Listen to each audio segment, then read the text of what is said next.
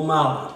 We're so glad you all joined us today. I'm here with Chief Bobby Sellers, who has an update for us on a significant arrest that took place in the city limits of Milan this past weekend. So, Chief, what do we need to know about this arrest?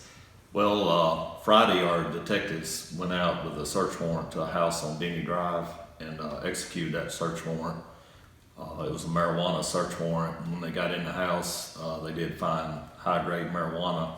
They also found some items that we feel like is important for our parents or grandparents who may have young people, school-age children or young adults, college-age kids in their homes to be aware of. What our detectives found during that investigation was what we call THC gummies. THC is a chemical that gets you high that's extracted from marijuana. And this man was taking taking THC that he had bought in a liquid form and pouring it into molds to make gummy bears, in essence. And by his own admission, the high that you get is so much higher than when you smoke just normal rolled marijuana in the smoke form.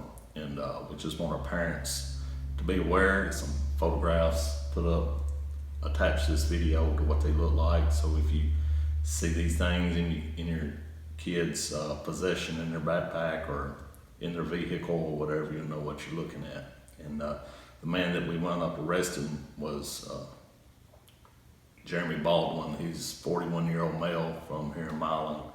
He was charged with possession of Schedule 3, which was some pills that we found. He was charged with Schedule 2, which was cocaine that we found at the house, and then Schedule 6, which was the marijuana.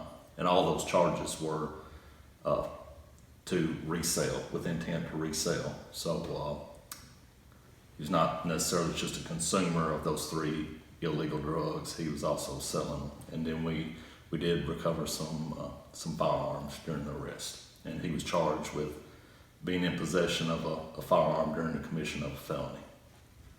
So what advice do you have for any parents or maybe educators if they come across these gummies? What do they need to do? The appearance of them is not like the ones you go to the store and buy, because I like gummy bears and they're good and I eat a lot of them, but the appearance is